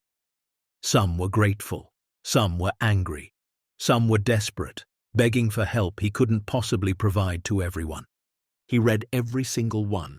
At night, in the small apartment he still rented in Ridgecrest, refusing to upgrade despite having access to resources that could have bought him a mansion, Marcus would sit at his kitchen table and open envelope after envelope. His eyes would blur from exhaustion, his leg would throb from the cold, but he kept reading. A woman in Texas whose husband had taken his own life after the VA denied his claim for the 4th time. A father in Michigan whose son had come home from Iraq with a brain injury and was living in his car. A grandmother in Florida raising her grandchildren alone because their mother, a veteran, was in prison for a crime she committed while suffering from untreated PTSD. The stories broke his heart over and over again, but they also reminded him why he was doing this, why he had chosen to step into the light instead of staying hidden in the shadows. The forgotten weren't just numbers, they were people. Real people with real families, and real pain, and real hope that someone, somewhere, might finally remember them. By March, the Ashford Veterans Trust had distributed over $47 million in aid. The Forgotten Front had expanded to 23 states, with plans to reach all 50 by the end of the year. Partnerships had formed with major corporations, with universities, with government agencies that had spent decades ignoring the problem of veteran homelessness. And Marcus had become something he never wanted to be, famous. He hated it, hated the cameras that followed him everywhere, the reporters who shouted questions at him whenever he stepped outside, the strangers who stopped him on the street to shake his hand or ask for selfies. He was a soldier, not a celebrity. He had spent his whole life in the shadows, doing his job quietly, without recognition or reward. But Patricia had convinced him that the attention was necessary. "You're not just a person anymore," she had told him. "You're a cause, and causes need faces. They need stories. They need someone people can connect with." So Marcus played the role. He did interviews, gave speeches, attended fundraisers where wealthy donors wrote checks with more zeros than he had ever seen. He smiled when he wanted to scream, shook hands when he wanted to disappear, told his story over and over again until the words felt hollow in his mouth. But every night, when the cameras were off and the crowds were gone, he went back to the work. The real work. Visiting shelters, talking to veterans, making sure the organization he had built was actually helping people instead of just generating headlines. That was how he met Jackson. Jackson Pierce was 19 years old. He had enlisted in the army right out of high school, served one tour in Syria, and come home with a traumatic brain injury that left him unable to hold a job or maintain relationships. His parents had kicked him out when they couldn't handle his mood swings anymore. He had been living on the streets of Charleston for 8 months when Marcus found him. It was a Tuesday night in early April. Marcus was walking through the city, as he often did, looking for veterans who might need help. He found Jackson huddled in a doorway, shivering despite the mild spring air, his eyes vacant and unfocused. "Hey," Marcus said softly, crouching down to Jackson's level. "You okay?" Jackson flinched away from him, his hands coming up defensively. "Don't touch me! Don't touch me!" "I'm not going to touch you." Marcus held up his hands, showing they were empty. "I just want to talk. My name's Marcus. I'm a veteran too." Jackson's eyes flickered with something, recognition maybe, or just confusion. "Marcus? The guy from the news?" "Yeah, that's me." "You're supposed to be rich now. What are you doing here?" Marcus smiled sadly. "Same thing I've always been doing, looking for people who need help." It took 3 hours of patient conversation before Jackson was willing to leave the doorway. Another 2 hours before he agreed to go to a shelter that worked with the Forgotten Front, and 6 months of treatment, therapy, and support before Jackson was stable enough to hold down a part-time job at a hardware store. Marcus visited him every week, watched him slowly come back to life, piece by piece, saw the vacant look in his eyes replaced by something like hope. On the day Jackson moved into his own apartment, a small studio paid for by the trust, with a bed and a kitchen and a door that locked, he turned to Marcus with tears streaming down his face. "Why?" Jackson asked. "Why did you help me? You don't even know me." Marcus put his hand on Jackson's shoulder. "Because someone helped me once, and I promised myself I would do the same for as many people as I could." Jackson wiped his eyes. "I want to help too. When I'm better, I want to help other people like me." "Then you will," Marcus said. "That's how this works. We remember the forgotten, and then they remember others. The chain keeps growing." Jackson nodded slowly. The chain keeps growing. That phrase stuck with Marcus. He started using it in his speeches, in his interviews, in the letters he wrote to donors and volunteers. The chain keeps growing. It became a motto, a rallying cry, a reminder that the mission was bigger than any one person. And the chain did grow, exponentially. By summer, the Forgotten Front had helped over 2,000 veterans. The waiting list, which had once seemed impossibly long, was shrinking. Programs that had started as experiments, job training, mental health support, housing assistance, were now running smoothly in dozens of cities. But with growth came challenges. The legal battles hadn't ended. Victor Hale and his clients had lost their initial lawsuits, but they kept appealing, kept filing motions, kept trying to find some angle that would give them access to the fortune. Patricia's team was confident they would prevail, but the litigation was expensive and exhausting, a constant drain on resources that could have been helping veterans. Worse, there were people inside the organization who had started to see it as an opportunity rather than a mission. Marcus discovered that a regional director in Ohio had been skimming funds, diverting money meant for veterans into his own accounts. The amount was relatively small, about $60,000, but the betrayal cut deep. He fired the director personally, looking him in the eye as he did it. "This organization exists to help people," Marcus said, his voice cold. "Not to make you rich. You betrayed every veteran we've ever served. Get out." The incident made headlines, of course. Critics used it to question the organization's integrity. Marcus spent weeks doing damage control, reassuring donors, implementing new financial safeguards. But the hardest challenge came from within himself. The fame, the pressure, the constant demands on his time and energy. It was wearing him down. His leg hurt constantly now, the old injury aggravated by stress and lack of rest. He was sleeping 3 or 4 hours a night, running on coffee and determination, pushing himself past limits he didn't know he had. One night in July, alone in his apartment, Marcus collapsed. He was reaching for a glass of water when his vision went grey and his legs gave out beneath him. He hit the floor hard, his head cracking against the edge of the table, and for a long moment he couldn't move, couldn't think, couldn't do anything but lie there in the darkness, listening to his own ragged breathing. He woke up in a hospital bed 12 hours later, with Patricia sitting beside him and a doctor explaining that he had suffered from severe exhaustion and dehydration. "You're killing yourself," Patricia said after the doctor left. "You know that, right?" Marcus stared at the ceiling. "There's too much work to do." "There will always be too much work. That's not an excuse to destroy yourself." She leaned forward, her voice softening. "Marcus, listen to me. You've built something incredible, something that will outlast both of us. But it can't depend on one person. If you die, the mission doesn't die with you. But if you burn out completely, if you push yourself into an early grave, you'll leave a hole that's harder to fill than you think." "I can't stop," Marcus whispered. "Every time I close my eyes, I see them. The veterans I haven't helped yet. The ones who are still out there, sleeping under bridges, waiting for someone to remember them." "Then delegate, train more people, build systems that work without you standing over them every second." Patricia took his hand. "You're not the only one who cares, Marcus. There are thousands of people who believe in this mission now. Let them carry some of the weight." Marcus was quiet for a long time.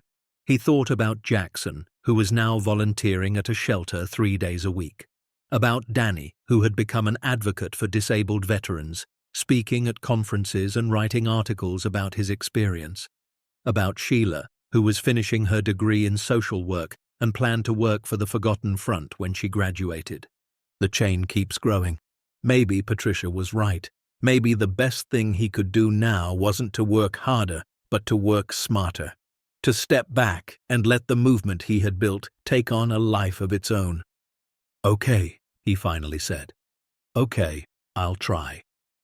The months that followed were a time of transition. Marcus hired a chief operating officer, a woman named Diana, who had spent 20 years running non-profits and knew how to build organizations that lasted. He brought in more board members, more regional directors, more volunteers who could handle the day-to-day work. He still visited shelters, still talked to veterans, still told his story to anyone who would listen. But he wasn't doing everything himself anymore. He was learning to trust others, to let go of control, to believe that the mission would survive even if he wasn't there to watch over it every second. It was the hardest thing he had ever done. Harder than combat, harder than homelessness, harder than finding the fortune and deciding what to do with it. But it was necessary.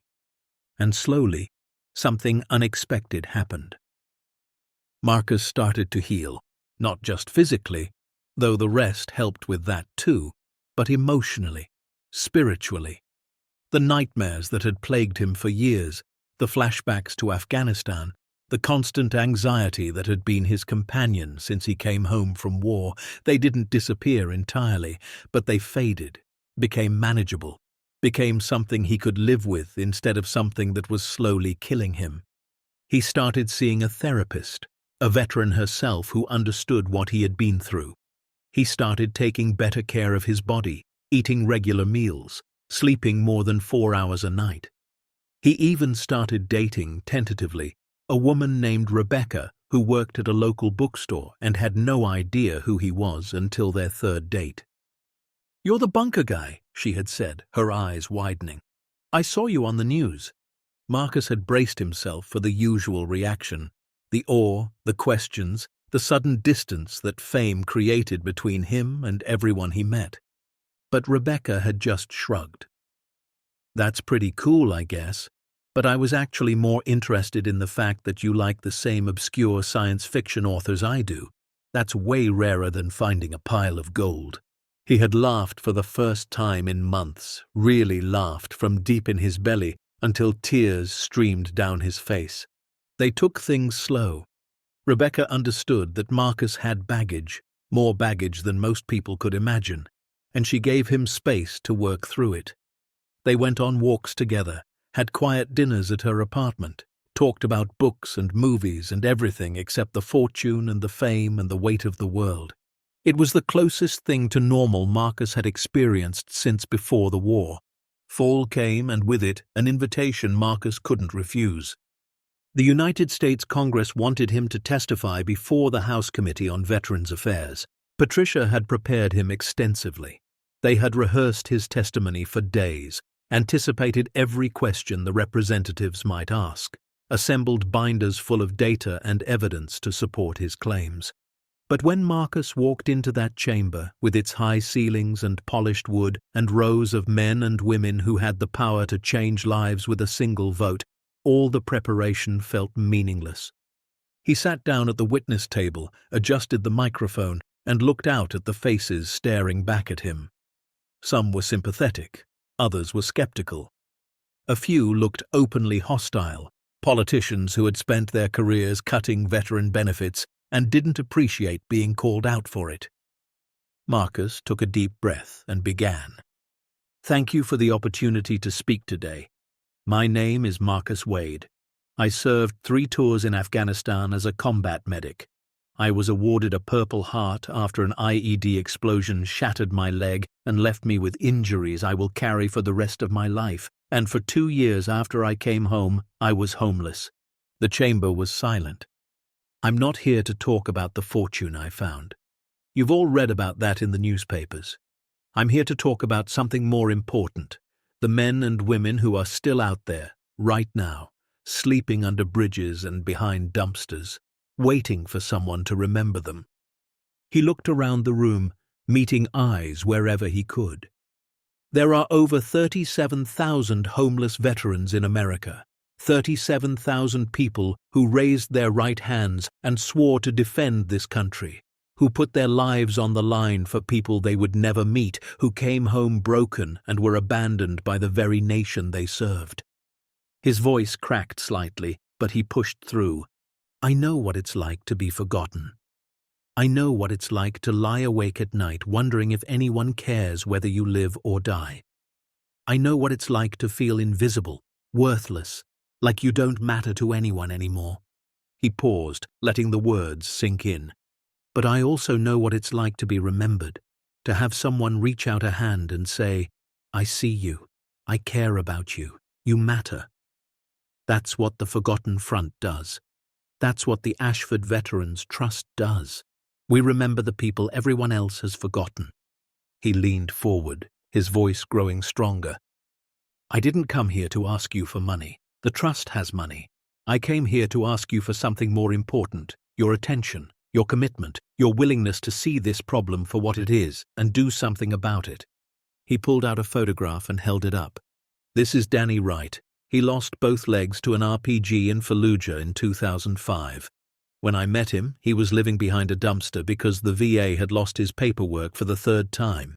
Today, he's walking on prosthetic legs and advocating for disabled veterans across the country. He didn't need charity. He needed someone to remember him." He pulled out another photograph. "This is Ray Patterson, Gulf War veteran, traumatic brain injury. He spent years wandering the streets, talking to ghosts only he could see, because no one would give him the treatment he needed. Today, he's in a specialized care facility, making progress every day. He didn't need pity. He needed someone to remember him." He pulled out a 3rd photograph. "This is Sheila Mendez. She survived 2 combat deployments, only to be assaulted by her commanding officer and discharged without justice. She struggled with PTSD for years, afraid to ask for help, afraid no one would believe her. Today, she's finishing her degree in social work and plans to spend her career helping other veterans. She didn't need sympathy. She needed someone to remember her." Marcus set down the photographs and looked directly at the committee members. "I found a fortune in a bunker, $265 million, and I gave it all away. Not because I'm a saint, but because I know what it's like to have nothing. And I know what it's like to be given a second chance." His voice softened. "You have the power to give second chances to thousands of veterans who are still waiting, not through one dramatic discovery, but through consistent, sustained commitment to the people who served this country. Fund the VA properly, streamline the benefits process, invest in mental health care and job training and housing assistance. These aren't radical ideas, they're common sense." He leaned back in his chair. "I'm just one man. I found some money and did what I could with it. But you," he gestured at the assembled representatives, "you have the power to do so much more. The only question is whether you will." The chamber was silent for a long moment after Marcus finished speaking. Then, slowly, someone started clapping. Then another person, then another, until the room filled with applause that echoed off the marble walls. Marcus didn't smile, didn't celebrate, just sat there quietly, knowing that applause meant nothing without action. But something had shifted. He could feel it in the air. Over the next few months, things began to change. Not dramatically, not overnight, but steadily. Congress passed new funding for veteran mental health services. The VA implemented reforms to speed up the benefits process. Several states launched their own initiatives to address veteran homelessness, inspired by the Forgotten Fronts model. It wasn't enough. It would never be enough, not as long as there were still veterans sleeping on the streets. But it was progress. Real progress. And Marcus kept working, kept visiting shelters, kept telling his story, kept reminding anyone who would listen that the forgotten deserved to be remembered. 2 years after he had first stumbled into the bunker, Marcus returned to Ridgecrest. The town had changed, not completely. It was still small, still fading, still struggling against the tide of economic decline. But there were signs of life that hadn't been there before. The hardware store had reopened. A new cafe had opened on Main Street. Young families were moving in, drawn by cheap housing and the strange fame that had attached itself to this forgotten corner of West Virginia. The bunker itself had been transformed. The entrance was no longer hidden by overgrowth but marked with a proper pathway, a parking lot, and a sign that read, "Ashford Memorial and Veterans Resource Center." Marcus walked down the familiar stone steps, his leg aching as it always did now, and emerged into a space that was almost unrecognizable. The old facility had been converted into a museum and memorial. Display cases held artifacts from Harold Ashford's life, his military decorations, his photographs, pages from his journal preserved under glass. One wall was covered with the names of veterans who had been helped by the trust, each one etched in bronze. Another wall held photographs of the Forgotten Fronts' work, before and after images, testimonials, evidence of lives transformed. And at the back, where the vault had once held $265 million in gold and cash, there was now a simple room with wooden benches and soft lighting, a chapel of sorts, a place for reflection and remembrance. Marcus sat down on one of the benches and let the silence wash over him. He thought about Harold Ashford, dying alone in a hospital bed, dreaming of the veterans he would never save. He thought about the fortune that had sat in darkness for 30 years, waiting for someone to find it. He thought about the chain of events that had led him here, the war, the injury, the abandonment, the storm that had driven him into the hills on a frozen December night. He didn't believe in fate, but he believed in something, some force that had guided him to this place, given him this opportunity, trusted him with this mission. "Thank you," he whispered into the silence, "for everything." The door behind him opened, and footsteps echoed through the memorial. Marcus turned to see Danny Wright wheeling himself down the ramp, his prosthetic legs gleaming beneath his jeans, a broad grin on his face. "Figured I'd find you here," Danny said. Marcus smiled. "How'd you know?" "Because this is where it all started, and you're a sentimental bastard underneath all that tough guy exterior." Marcus laughed. "Guilty as charged." Danny rolled up beside him and looked around at the memorial. It's something, isn't it? What you built here. What we built, Marcus corrected. I couldn't have done any of this alone. Maybe not, but you started it. You made the choice. Danny was quiet for a moment. You know, when you first found me behind that dumpster, I thought you were crazy. Some guy I barely knew, offering me money and an apartment and a chance at a new life. I thought it was a scam. Thought you were going to take whatever I had left. You didn't have anything left. Exactly, Danny grinned. That's how I knew you weren't a scammer. Nothing to take. His expression grew serious. But you gave me something anyway. You gave me back my dignity, my hope, my belief that the world wasn't completely broken. Marcus felt his throat tighten. Danny, let me finish. Danny held up a hand. I spent 3 years thinking I was worthless, thinking I didn't matter to anyone, thinking I might as well just give up and die. And then you showed up. One person, one guy with a bum leg and a crazy story and enough stubbornness to move mountains. He reached out and gripped Marcus's arm. You saved my life, and not just mine. Ray, Sheila, Jackson, thousands of others. You remembered us when everyone else forgot, and now we're all out there, remembering other people, keeping the chain going. Marcus blinked back tears. The chain keeps growing. Damn right it does. Danny released his arm and sat back. So whatever you're feeling right now, whatever doubt or exhaustion or fear, let it go. You did something incredible, Marcus. Something that will outlast all of us. Don't ever forget that. They sat in silence for a long while, 2 veterans in a memorial built on the foundation of a fortune and a dream. Finally, Marcus stood up. Come on, let's go outside. I want to show you something. They emerged from the bunker into a clear autumn afternoon. The sun was setting behind the mountains, painting the sky in shades of orange and gold, and gathered on the hillside, arranged in neat rows, were dozens of people. Veterans, volunteers, staff members from the Forgotten Front, families who had been helped by the Trust, all of them waiting, watching, smiling. Danny looked at Marcus in confusion. What is this? Marcus grinned. A surprise, for both of us actually. Patricia set it up. Patricia stepped forward from the crowd, holding a small wooden box. Marcus Wade, on behalf of the Ashford Veterans Trust, the Forgotten Front, and the thousands of veterans you have helped over the past 2 years, it is my honor to present you with this. She opened the box. Inside was a medal, not military issue, but custom-made. A circle of bronze with the Forgotten Front's logo on one side and an inscription on the other. To Marcus Wade, who remembered the forgotten and taught us all to do the same. Marcus stared at the medal, his vision blurring with tears. We also have something else, Patricia continued. She gestured to the crowd, and they parted to reveal a large stone monument that had been installed at the entrance to the memorial.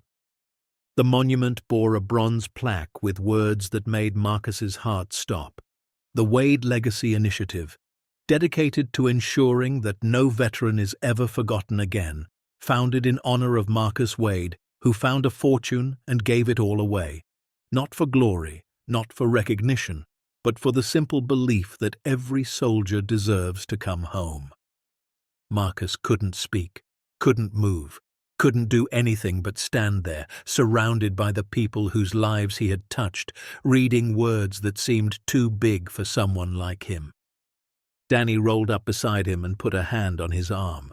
You okay? Marcus wiped his eyes. I don't deserve this. That's exactly why you do. The crowd began to applaud. Not the polished applause of Congress or the performative applause of fundraisers, but something rawer, more real.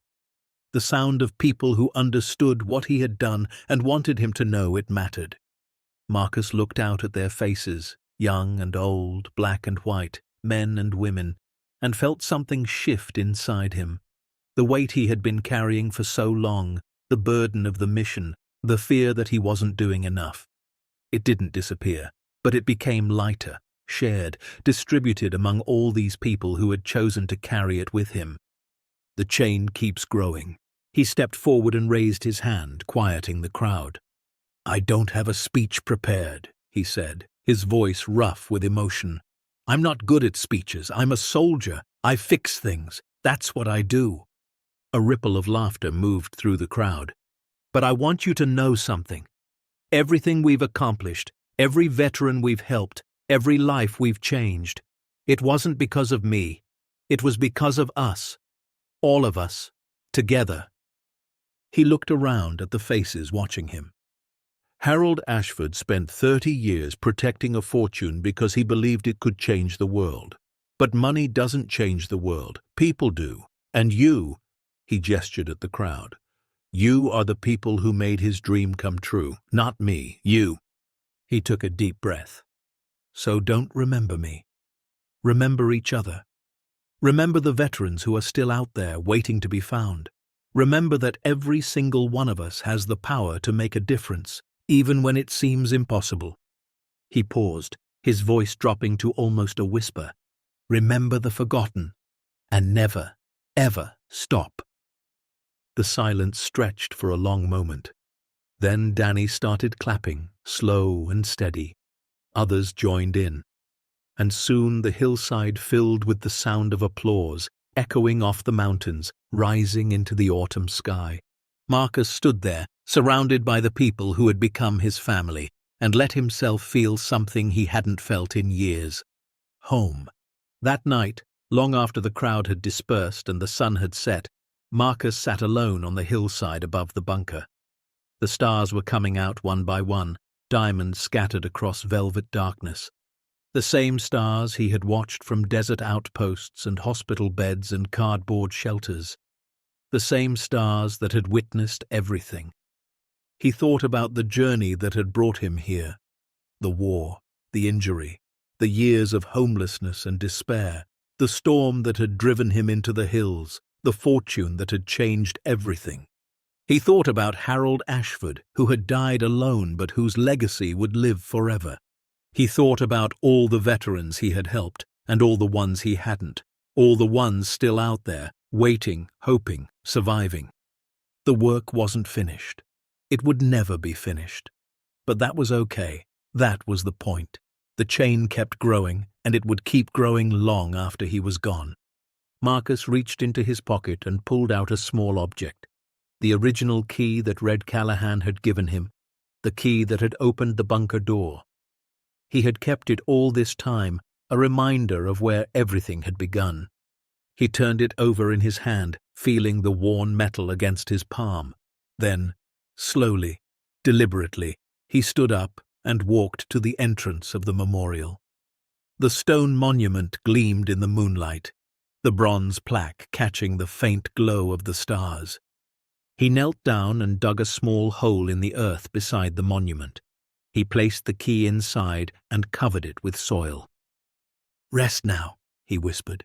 "Your work is done."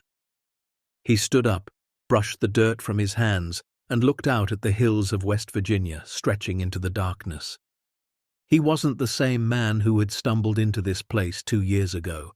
He wasn't broken anymore. He wasn't forgotten. He had found something in that bunker worth more than $265 million.